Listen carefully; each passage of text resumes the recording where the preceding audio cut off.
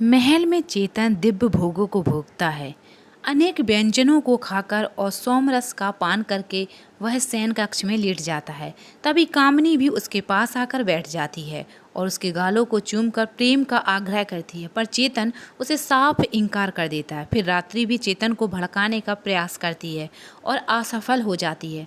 जब चतुर्थ कामिनी और रात्रि की सभी प्रयास असफल हो जाते हैं तो वह अपना भयानक डरावना पिशाचिनी का रूप धारण कर लेती है। उन दोनों के सिंह जैसे भयानक नाखूनों में बड़े बड़े नोकीले दांत निकले जाते हैं और कोई और होता तो उनके इस भयानक रूप को देखकर भय से ही मर जाता। पर यह अजीब इंसान जरा भी भयभीत नहीं होता।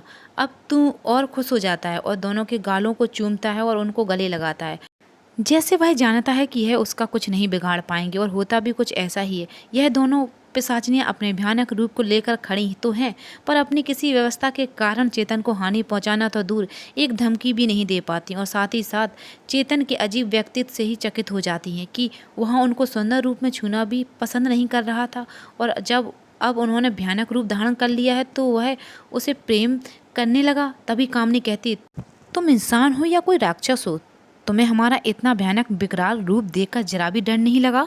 तुम्हारे साहस और वीरता ने हमें आश्चर्य में डाल दिया है। कौन हो तुम? मैं भूतनी और राक्षसनी और चुड़ैलों का दीवाना हूँ। सारी दुनिया चुड़ैलों से डरती है, पर मैं बचपन से ही चुड़ैल से प्यार करता हूँ, और आज जब तुम मुझे मिल गई हो तो डरने की क्या ज़रूरत है? तुम्हारा यह रूप संसार के लिए भयभीत करने वाला होगा, पर मेरे लिए यह रूप बहुत ही प्यारा है। तुम दोनों से विवाह के बाद ही मिलन करूँगा। मैं दशहरे के दिन अपनी बारात लेकर आऊँगा। तुम दोनों तैयार रहना मेरी जाने मन। ठीक है, कल हम दोनों तुम्हारा इंतजार करेंगे।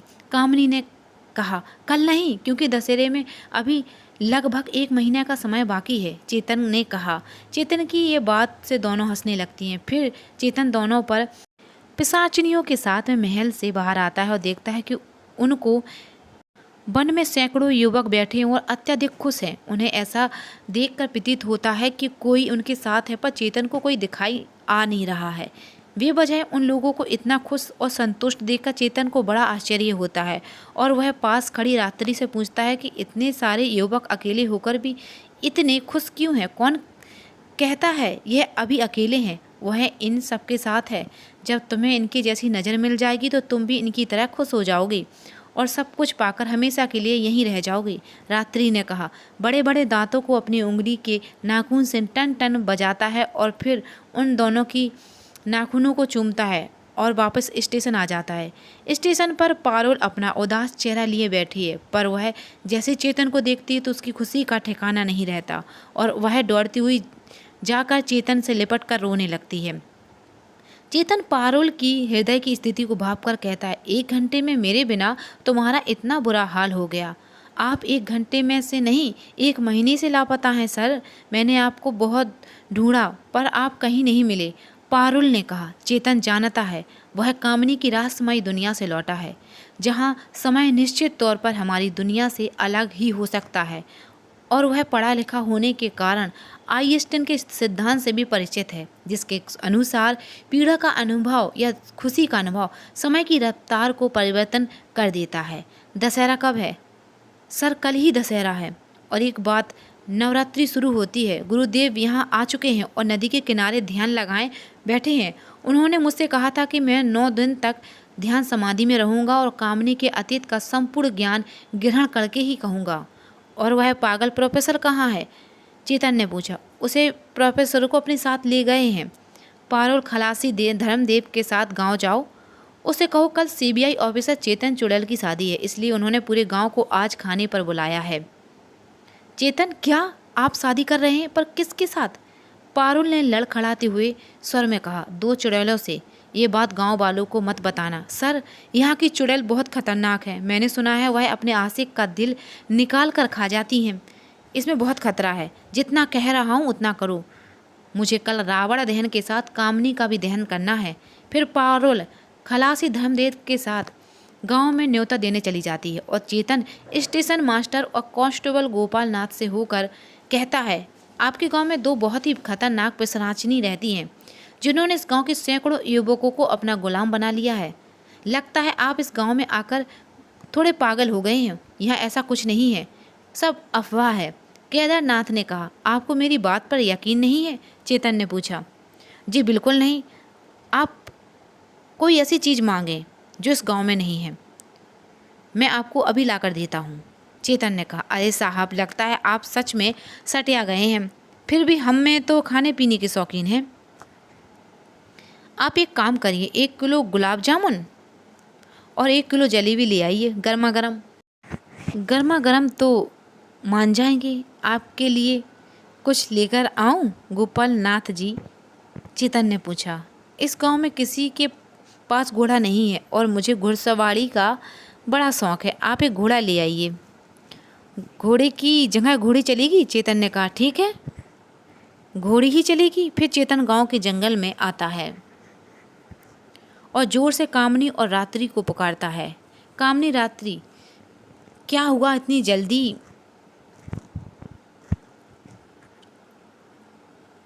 लौट आए? चेतन के पीछे से कामनी ने कहा। चेतन पलट कर कामनी को देखा, तभी उसके पीछे रात्रि कहती है, हमारे बिना कुछ अच्छा नहीं लग रहा है, तुम्हारी बेचैनी बता रही है। ठीक है, एक मेरे सामने है और एक मेरे पीछे है, इसलिए तुम दोनों ध्यान से सुनो। मैं तुम्हारी दुनिया में 1 घंटा बिताया है तो इस दुनिया का 1 महीना बीत गया। इसलिए मेरी दुविधा यह है कि मैं तुमसे शादी का वादा करके भूल उलझ गया हूँ। कल ही दशहरा है, वह मुझे बहुत सारी तैयारी करना है। शहर होता तो मैं सारी तैयारी 1 दिन में कर लेता, पर यहाँ ना तो मेरे पास बारात लाने के लिए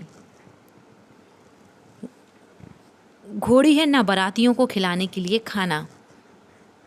इसलिए तुम दोनों से विनती करता हूँ तो मेरे साथ शहर चलो, वहाँ कोई आलीशान होटल बुक करके शादी करेंगे। हम शहर तो नहीं आ सकते,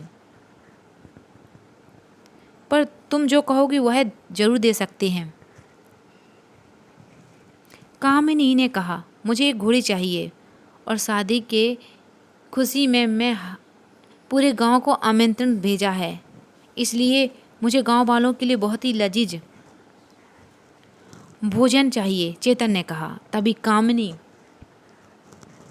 अपनी चोटी का एक बाल तोड़ती है और उसे जैसे ज़मीन पर फेंकती है तो वहाँ पर एक घोड़ी प्रकट हो जाती है और सैकड़ों प्रकार के व्यंजनों से भरे बड़े बड़े बर्तन के थाल प्रकट हो जाते हैं। यह देख चेतन कहता है, वाह जाने मन, कल तुम दोनों सज सवर के तैयार रहना और अपनी सभी चुड़ैल सखियों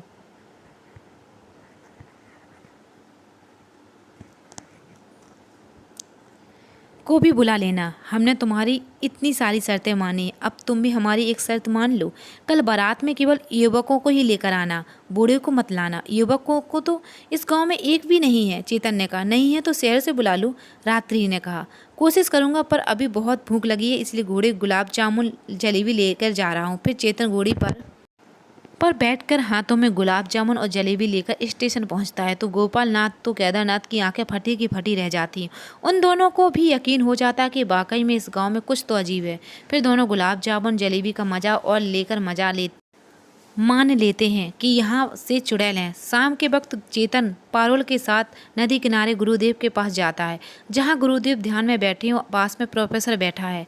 चेतन अपना चश्मा निकालकर गुरुदेव को पहना देता है और उसके सामने बैठ जाता है। सर, अगर गुरुदेव क्रोधित हो गए तो आपको मुर्गा बना देंगे, पारुल ने दबे शब्दों में कहा। तभी गुरुदेव कहते हैं, तुम जो करने जा रहे हो उसमें बारातियों की जान को खतरा है। तुम उन पिशाचियों की शक्ति से अनजान हो। मैं उन दोनों पिशाचिनियों की कमजोरी को पहचान गया हूँ। कल रावण दहन से पहले मैं उन दोनों का दहन कर दूंगा। चेतन ने जोश में कहा, यह 2 नहीं 1100 पिशाचनियाँ हैं, गुरुदेव ने कहा। आखिर किस तरफ से श्रापित हैं यह 1100 पिशाचनियाँ? आखिर क्या रहस्य है कामनी की दुनिया का, जहाँ 1 घंटा 1 महीने के बराबर होता है? आखिर क्या मजबूरी थी कामनी और रात्रि की, जो चाह कर भी चेतन का कुछ नहीं बिगाड़ पा रही थी? आखिर क्या रहस्य जान लिया है चेतन ने, जिससे वह कामनी और रात्रि का सर्वनाश कर सकता है? अपनी सभी प्रश्न सस्पेंस के उत्तर जानने के लिए पढ़ते रहिए।